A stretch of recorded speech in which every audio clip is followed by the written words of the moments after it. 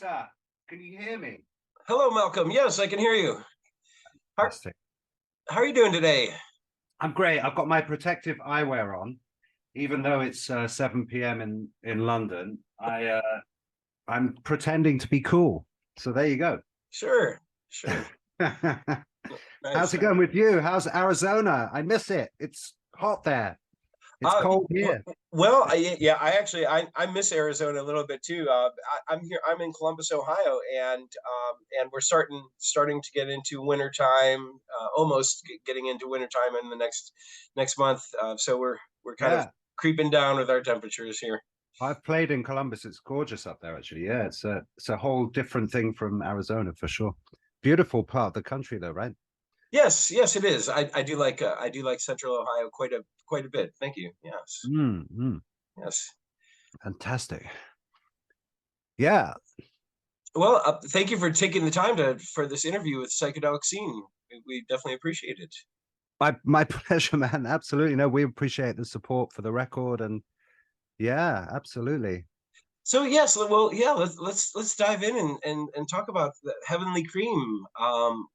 What a fine tribute. It's hard to imagine a finer tribute to your father and to Cream's legacy. How did it all come about? Well, really, we have Pete Brown to thank for it. In case anyone doesn't know, Pete was my dad's chief songwriting collaborator as a lyricist, but wrote many of the lyrics for Cream's songs like "I Feel Free" and "Sunshine of Your Love" and "White Room," etc. So Pete really instigated the whole project. He was talking to Quarter Valley Records, and they sort of cut a deal along the lines of, "Hey, let's make a record. Let's make a acoustic tribute to Cream and shoot a documentary." So it's something a little different in that sense. It's not just a straight ahead, covering the songs as the original band did. It's Right. a completely different sort of shining a light on it from a different perspective. And I think it's kind of interesting to do that. I think um, it's sort of a song is a song, right? And you can perform it in many different ways. And I think if it's a good song, it kind of will hold itself. Holds its own, I guess. Sure. Um, Sure. because the blues rock idiom. So much of that is about playing like feedback and guitars and the vibe and the sound, and that's so beautiful and gorgeous and infinite within itself, and the jamming improvisational aspects of all that. But actually, when it comes down to it, these songs, it was nice to kind of say, let's just strip it down and have the songs and in their kind of simplest form, in a sense, without all the bells and whistles, too much of the bell, well, different kinds of bells and whistles. Different bells and whistles, right? Violin instead of electric guitar, or saxophone on Tales of Yeah. Brave Ulysses. Yeah, I mean, I, I don't want to simplify. I don't want to kind of undermine what we tried to do, but I think you probably know what I mean. It's like instead of the wailing guitar with the wah wah, it's a trumpet. So there you right, right. go. Yeah, I found that to be an interesting choice. You have several talented guitarists on the sessions, and several of which would have been able to wail if that was the choice. But I found that to be an interesting decision for it to be an acoustic tribute instead. Yeah, absolutely. It's like I guess the metaphor is like, okay, tie one hand behind Joe Bonamass's back and see what he can do. but Right. but I mean, that's again, Joe is so amazing. It was great to have him on the session, and obviously he can play an acoustic guitar as well as anyone. So yeah, it was really interesting to have those kinds of guys come in with a limitation, like define a limitation, and then see how they would react to that.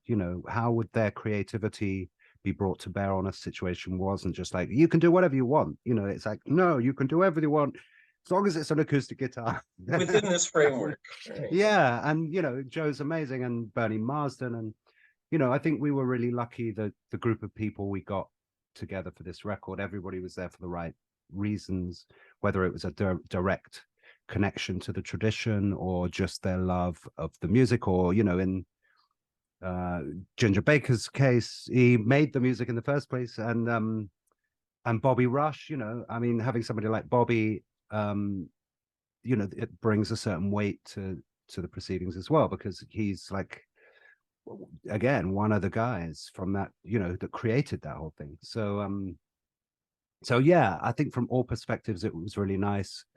I kind of wanted to take much more of a sort of supportive role in the thing. And I think I think I did, like, play a bit of bass, play a bit of guitar, play a bit of piano, that sort of thing. Wave them away, keep them out of shot. Sorry. Is that family or? Yes, yeah. My wife didn't realize the interview had already That's started. okay. Bring the wife in. Bring the wife in. It's fine. She's in the other room there. Yes, and from your perspective, yes, you were able to contribute piano and bass. So you're a multi-instrumentalist. Yes, I mean, I'm different instruments do you play in total? well. I would say that I play the guitar, the bass guitar, and the piano to a very good standard, but I can play a lot of other instruments badly if you need it. If you need like a slightly dodgy recorder player, or I can play a bit of alto sax. I played the sax for a couple of years and I loved it. I played the violin for about 7 years. I can play a beat on the drums, but I wouldn't say I'm, a proper drummer. But yes, as a guitarist, a bass player and a piano player, I've really and continue on a daily basis to practice and woodshed and all of that stuff. So, as I progress, I've got a record coming out next year, and I hope that I will get a bit more recognition for my thing. But it's so different it's a weird thing to be the son of somebody like my dad, who's had that kind of career and fame and all of that kind of stuff, because you can be in the shadow a little bit, and then the expectation is that you're going to be a blues rock artist yourself. And so I've done a lot of that stuff, but as a writer, I'm doing and continuing to develop my own voice, which is sort of outside of that. It's something a little bit different. So hopefully somebody will listen to that next year when it comes out, so but yeah, I mean, I just love being involved with this record. It in a way, it's a transitional thing for me to pay tribute to my dad. I've done it quite a lot over the last 10 or 15 years in different bands and different ways, and I love my dad. I'm so proud of him, and respect and admire his achievements. So it's just a lovely thing to do with this and with all those guys. And Pete Brown was my good friend. He passed away earlier this year, but he was my dear friend. I wrote songs with him. I knew him before I was born. So there you go. Well, yes, and really really, like you were saying, really impressive ensemble, but especially with Pete, with his involvement, and with Ginger's involvement. And one of our writers had the opportunity to interview Pete shortly before he passed earlier this year, and I was very sorry to hear of his passing. And he indicated that, I think in the case of Ginger, that it was were those the last tracks that Ginger recorded, as well as Pete, possibly? Yes, definitely Ginger. Those were the last recording set. As far as I know, those were the last recording sessions that he did. His health was failing by that point, but I don't think it impacted his performance. You could tell he wasn't like this aggressive, as physical as he perhaps used to be. He's famed for that kind of.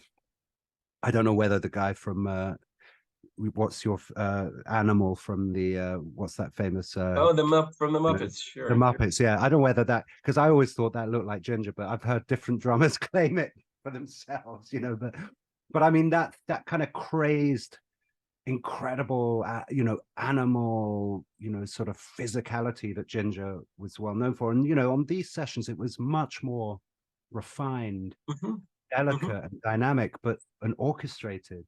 It's really, really gorgeous what he did. I love it. But yes, I think those were the final sessions. Now with Pete, we actually made earlier this year, we made Pete's solo record. It's called The Shadow Club.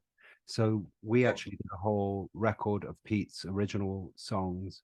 Wow. That's coming out next year, and that's me on bass, a drummer called Richard Bailey, who is incredible. He was played with Bob Marley, but he also played on Jeff Beck's Blow by Blow, and was Steve Winwood's drummer for over a decade, I believe. Hmm. He's played with and a British kind of neo soul funk band called Incognito. So Richard's one of the most respected drummers on the UK scene. So he was on it, and I think so. I think Joe Bonamassa is also on Pete's solo record, and Eric Clapton plays um, on the title track, The Shadow Club, as well. So that's coming out next year. We managed to finish Excellent. it before Pete passed away, but it was being mixed while he passed away. So, but I think he was really proud of it, and he realized it was his final achievement. I think it's probably the best record he himself made, and I know that he was proud of it. So we'll hopefully we'll talk about that next year when that comes out. So Well, we're yeah. certainly looking forward to hearing that too. And that seems like a fitting. It's unfortunate that Pete didn't survive to see its release, but seems like a very appropriate swan song for him. Yes. Well, if we're going to be psychedelic about it, nothing really is born or dies. We're just kind of living in a hologram. So, hopefully somewhere in the kind of Akashic record, Pete will be hovering vibrationally, and we'll be digging it, on whatever level. So there you go. Did you find it harder for this for Heavenly Cream being acoustic? Did you find it did, did having it be an acoustic album make it more challenging to get to those kind of psychedelic places? Did you find? Were you able to explore some of those on your other recent sessions? Yeah, I mean, I think this record it's a simple, heartfelt tribute. It's not necessarily, I don't think the aim was to get into those deeper meanings and deeper levels of things. It's a studio record, um, done in a particular way with a particular group of people. And it's beautiful. There's some lovely sensitivity in the record, and lovely vocal performances from Paul Rodgers and Deborah Bonham and all kinds of people. And I think it's a very loving record. It's all done for the right reason. But it kind of, you know, I think anybody that understands Cream in a deep way will understand what it stands for in terms of where it can reach potentially in that spiritual sense. The exploration, the improvisational element, and where that can go. And this isn't that kind of record. Otherwise it would be a sort of 10-disc set with like hour long, it's not a Grateful Dead record. It's not a Grateful Dead sort of opus of 12 hours or something. I mean, those things are incredible, obviously, but it's a sort of different thing. And I have done that. Concise. Yeah. More concise. And I mean, I've toured with Kofi Baker, Ginger's son. We did quite a lot of playing Cream's music over the last few years, and we did touch on those things. I think you can, in a live setting, it's much easier to open out and to kind of get that synergy with an audience, the kind of energy that goes between the performance and a room inside an actual physical space. And so I know that Cream has that. Cream's music has that ability to really get onto those levels. But I think this record is just a lovely tribute to the songs, and with some, doesn't get much better than Paul Rodgers. Let's put it like that. So True. Very true. What was your favorite track on this release to record? well, I love Sweet Wine because my mum co-wrote it with Oh, my mum co-wrote the lyrics with Ginger back in the day, and my mum's still down the road from me here, and we meet up all the time. So it's just kind of nice for her. I think it's really nice for her because she's very humble. She doesn't like make a big deal out of those things, but she was around. She met my dad when she was when they were both teenagers, and my mum used to love the early British music scene, the Marquee Club and all of those things. She would just go as a school kid and go and dance to the music, and was with my father as he went through all of those early British bands like Alexis Corner's Blues Incorporated, the Graham Bond organization, and moving to Cream. So there was an innocence to that. And then suddenly she wrote 2 songs with Cream. She wrote Sleepy Time Time and Sweet Wine. And so she was kind of part of the whole thing in a very natural way. And Sure. so yeah, so I mean, but there's so many stories. I wasn't born during the Cream era, but there is so many different things that tie into that music for me personally. Obviously for fans, I'm a fan too, but for fans that aren't directly connected to it, there are perhaps different resonances with the songs and whatever. But anyway, that's one example. I'm sure there are loads. Just the fact that we were all in Abbey Road together, which is always a kind of has a sacred element to it because of where it is, and there's a certain, you feel something when you go into that studio. Absolutely. I mean, the history of it, and just to be recording Cream's songs, particularly on bass, in the original place where some of those records were created, and Yeah. and many, many more. I mean, Well, the piano, Mhm. the piano we used on that record is called Challen, Challen, and they have 2. They're little cheap upright pianos, but they have had them in the Abbey Road since the 60s. So I think those are the pianos you hear on the Beatles records, and you hear them on Dark Side of the Moon and all of No those kidding. things. That's one of the wonderful things about that studio, is that they have managed to maintain and restore these instruments over the years. They have a kind of, I don't know what you'd call it, a barrel house kind of piano that's a sort of piano that sounds a little out of tune and Hmm. funky. Hmm. And they call Honky that, tonk type of yeah, honky tonk, sound. yeah, that's a good way of, yeah, and they call that Mrs. Mills, because during the Beatles time and before the Beatles, there was a piano player who was just this housewife, British housewife, and she could play this kind of stride style of like British piano playing. And she was bigger than the Beatles. She was like #1 in the charts when the Beatles were #3 or whatever. She's lost to history now in the bigger picture, but people that are aficionados of the history of British popular music will know about Mrs. Mills. She was huge, but she was this kind of like quite portly housewife that just happened to kind of have this incredible talent. But it wasn't contemporary pop music. It was harkening back to, I guess you could call it pub piano music, like pub as in like bar music. Sure, But sure. she's worth checking out. But anyway, Times they almost. have Mrs. Mills, but they have an upright piano, which is a honky tonk piano in still, and that's the one that they call Mrs. Mills. So there you go. Very nice. Very nice. It's a nice piece of. That's a nice anecdote. Yeah, it's an obscurity, but I mean, I guess to us musicians, those things are kind of interesting. Um, you kind of, well, we're all, I mean, I suppose BB King did it. Like, you name your instrument, you give your instrument a name, oh, this is Lucille, or, this is like, I'm playing Mrs. Mills, so Sure. that's kind of quite sweet, really, in a way. Nice. Well, with British music, it's hard to imagine how what that would have looked like without Cream, and yet um, they managed to have such a huge impact in such a short period of time. And by 1968, or by 1969, there was really no more Cream, with the exception of the 2005 reunion.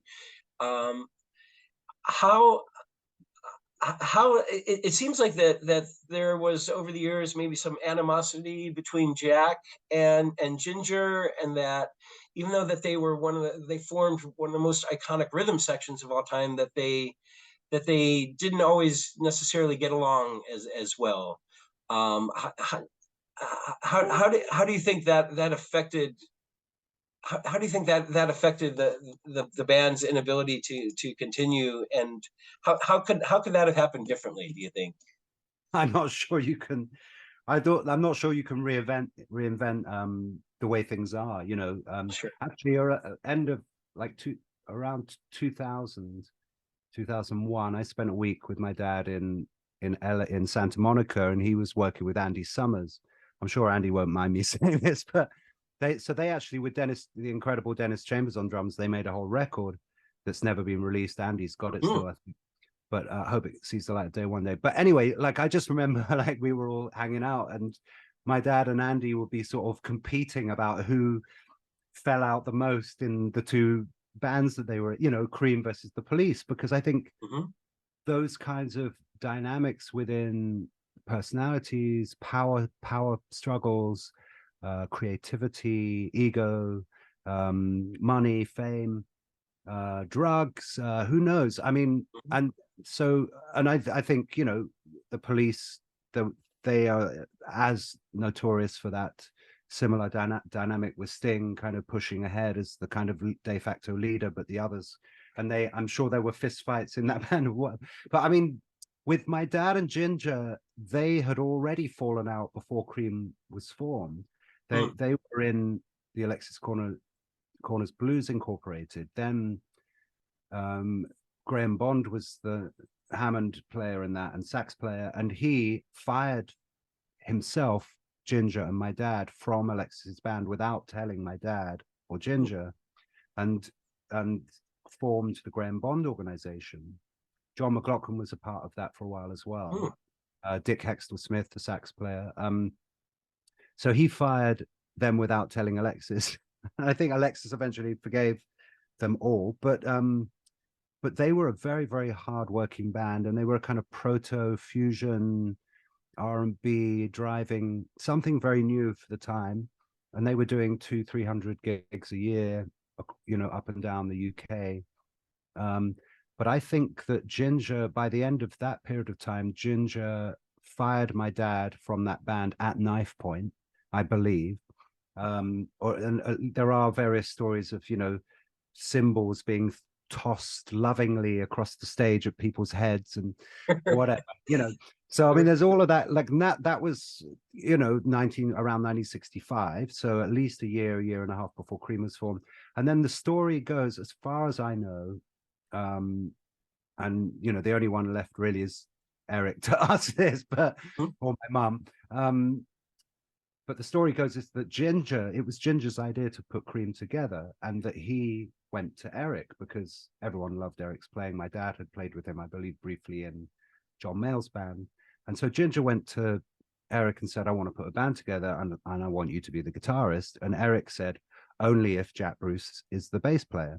And so Ginger said, or maybe he didn't say only if, but maybe he said, I'd like Jack as the bass player if we're going to do this. And then so Ginger kind of had to go to my dad and sort of say, Jack, Ginger wants you to be in the band, so we've got to make up, sort of thing. So, I think even before Cream, all that kind of heaviness was going on.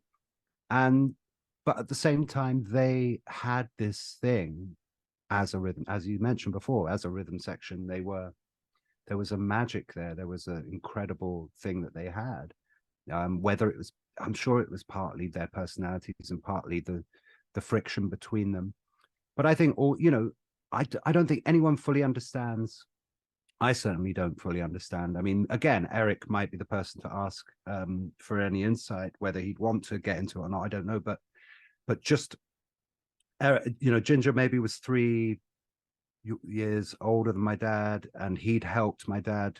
He'd sort of helped introduce my dad onto the London scene because my dad was from Scotland, and he was that bit younger. Ginger was that bit more established. Ginger was a registered heroin addict by the early 60s. And one of the provisos for forming Cream was that he would get clean, which he did. So there were all these kinds of layers of stuff going on. And, Ginger maybe was like, the elder brother, but my dad would never, I doubt my dad would, accept that, like being beneath somebody, or, so because he was the fiery Scot. So yeah, just personalities. And I was at the when they were inducted into the Rock and Roll Hall of Fame, I was there. So they did play then. That was 1993. I think I was in my first band, and we signed band I was living in Hollywood, and they got inducted in, I can't remember which hotel it was, but my dad invited me down. So I sat with them all, and ZZ Top gave them the award, and they got up and played a couple of songs. So they did play then. and it was it was wonderful. And also my dad, Ginger, had toured with my dad and played on his solo records. So you know, even though the mythology or the story is that they fell out, they did from time to time reconvene. Although I think they did a tour together, but Ginger ended up driving alongside the tour bus in a car separately. So I don't know. I mean, you know, maybe he wanted to do that. I don't. Was it the 2005 reunion, or during the earlier Way days? back, I think in the 80s, my dad made a record, which I actually am on one track, I think. He made this record in around 1986 or 87 in San Francisco. The name of it escapes me right this second, but Ginger appeared Not on it. BBM. No, this is just before BBM, a few Okay. years before BBM. A Question of Time, that's it. The album is called, and it's got some amazing people on it. It's got Alan Holdsworth on it, Tony Williams guests on it, and Ginger guests on it. And then I think my dad did a tour to support that record. It was on a major label, I think Epic, or I'll have to check that out. But yes, he did a tour of the US, and Ginger was on that tour. But I think there were two drummers on the tour, so Ginger would guest, but there was another drummer playing the bulk of the set. So they did work together off and on for many times, and they loved each other. You know, this is the thing. It's like brothers or something. That's You what I know, was. it's like brothers who are like grabbing each other and punching each other, but they love each other. You know, Sure. they're too close. They're so close, and they have that understanding beyond words, and it's so emotional. And they're competing or energetically, but I'm not sure if it was about anything specific. I don't know. So I don't know. Call up Eric. Ask Eric if you can. Ironically, he has a house here in Columbus, Ohio, and he married. His wife is from here in Columbus. Yes, I heard that. Yeah. No, Eric's lovely. I mean, you know, obviously he has to be careful. You know, he's quite private and all of that. But he's a lovely guy, and he's an amazing person, and I love and respect him, as many do. You know, incredible talent, and he's still doing it, which is just amazing. So, but I'm not sure what he would say about Jack and Ginger. At this point, he might just kind of shrug his shoulders and say, God bless. I don't know. Well, it makes a lot of sense. The brothers analogy makes a lot of sense. I can see that it was almost like a sibling rivalry, where or love hate, or maybe neither love nor hate, or maybe love but not hate, but just. I mean, I did in butting heads. So. Yeah, I mean, in 2016, me and Pete Brown put that was 2 years after my dad passed away in 2014. We organized a tribute concert in London at Shepherd's Bush Empire, and we had some amazing people come to that. Mick Taylor, Lulu, David Sanchez, Gary Husband, Dennis Chambers, Corky Lang, all kinds of people came. Clem Clemson, many people who knew and worked with my dad and loved him, and that was amazing. And then so I asked Ginger to come, and he came with Abbas Dodu, his friend, percussionist friend of mine, that was in Ginger's band, but was also his friend. So Abbas helped bring Ginger down to that show, and Ginger got up on stage.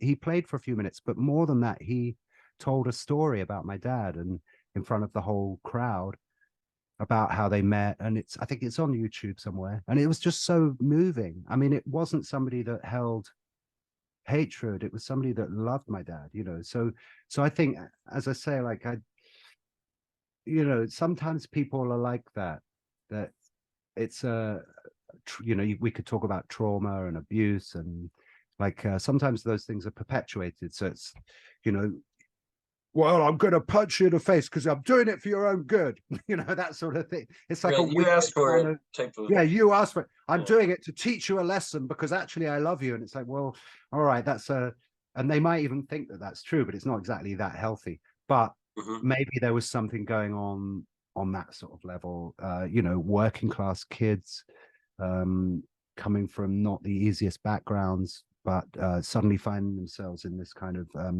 elevated position and not really knowing how to handle it, and taking it out on each other, maybe. I don't know. It's really complex. Mhm. I'm not going to try and be an analyst Sure, too much, you know. it, it's hard to demystify it, and even as close as you were to the situation, it's hard to get inside their heads. And Yeah, and my dad was a very, he's an amazing person, a beautiful person, but he was multi-layered and he was quite unresolved in certain ways and quite emotional in certain ways. And, in my opinion, a great artist, and I think sometimes with people that for whatever reason have discovered that level of greatness, they don't necessarily know how to live that well. They don't necessarily have the same level of skill at living and dynamics within relationships and all that kind of stuff. Maybe there's a, I mean, it's a little bit like when the body isn't balanced, it tends to leach things from the other organs in order to maintain itself, and I think maybe psychologically we can do that sometimes. I'm so in the creative process that other things perhaps are not in balance so much. And I think that Mhm. that can happen with creative people, some of the Yes. most creative people. I mean, I'm hoping that I'm finding my practice meditation, I take a particular approach to, and I hope that that will give me somewhat more of a balance while still being able to be creative. I don't know. These are things we're all together collectively discovering, right? I mean, what is it to be a human, and what does that mean? Is it something we're told how to be by society, or is it something that's subjective? I believe it's completely subjective, to be honest, when it comes down to it. So but the generations, sometimes we do learn, and previous generations make mistakes that we can then learn from. And so I don't judge these things, because I'm not inside those people's heads. And they achieved so many amazing things, but maybe it's to the detriment of, to some degree, to their balance in other parts of their lives. I don't know. Well, Yeah. and so often great art or great music is born from conflict, or either inner conflict or interpersonal conflict, that it's hard to it's hard to say, would some of these great works of art or great works of music have been possible without the conflicts, without that, those interpersonal conflicts, or that inner turmoil, or that yearning for balance. Yes, and I mean, it can be, and that can manifest in many different ways. I mean, I think about this a lot, where because we have to, in order to be creative, we have to kind of normally have to create a sort of sacred space.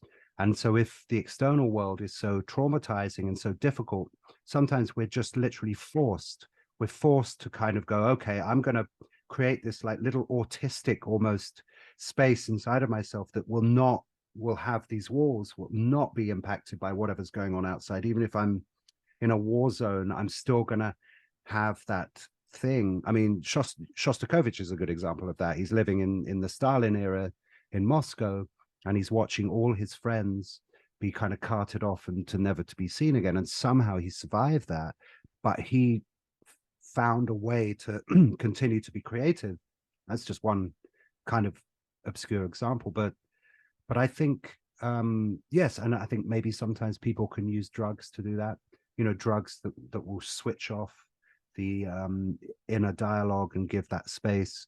I don't find that helpful myself, but meditation seems to do a similar thing where it can clear the energy and create this kind of experience of higher consciousness, or whatever you want to call it.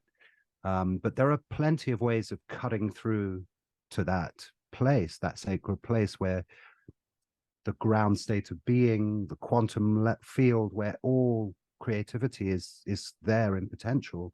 It's what we all are, whether we're experiencing it in that way or not, whether we might be kind of locked into this more superficial level of the hierarchy of experience, and so we're not feeling that or experiencing that, or we're not aware of it. But that's all we are really when it comes down to it. We are the total potential of natural law of creativity, you know. So some people somehow like manage to access it naturally. Other people Right. go, okay, I'm going to sit on a mountaintop for 42 years, or I'm going to take some really strong drugs, or I don't know. I mean, again, there don't seem to be any rules to it, or haven't historically. But I think that there are specific methodologies for accessing creativity. You know, meditation seems to be one, but I'm sure there are plenty of others. But yes, I don't know. I mean, if you're born into a particular culture, um, I try to think of that. You know, my dad being born in 1943 in Scotland, working class, you know, communist, essentially communist atheist family, you know, what into a kind of not ghetto, but certainly a working class environment with a lot of violence around. Everyone's drinking alcohol all the time. You know, there's a particular frequency. And so do you go to work down a factory and that's it? You don't look outside of that, you accept your lot. But then that particular generation, post-war, post-Second World War, there was that the emergence of the youth culture, and there was the opportunity for working class people suddenly with a talent, whether it was sport or music or art or as an actor or whatever. Suddenly, all these people were having a voice and experiencing things that previous working class generations would never have dreamt. They would, oh well, yeah, very good, sir, very good, sir. Oh, yes, I'll get the door for you, sir. You know, I'll go quietly, you know. And suddenly it was something completely different. I mean, I'm not saying that the true power structures ever really shifted, but at least there was an element of that shifted for a moment where everyone was able to be expressive. And that must have shifted something on a fundamental level. Whether it was sustainable, I don't know. Or whether it was sustained, I don't know. I mean, certainly we're now in a really interesting time in that regard, aren't we? I think, you know, what is this, what's going on here now with economics and expectations for conformity and all of those kinds of, you know, what kind of lives are we really living? Are we living free? Mhm. Are we free? What are these structures? Are they allowing freedom or true creativity? And, you know, they again, you know, cream a little window to something that may have had some purity in terms of creative expression. Now Yes. we have this kind of corporatization of creativity Mhm. where it's all predictable, and some of it might be awesome, an incredible singer or incredible guitarist or whatever, but it's largely predictable.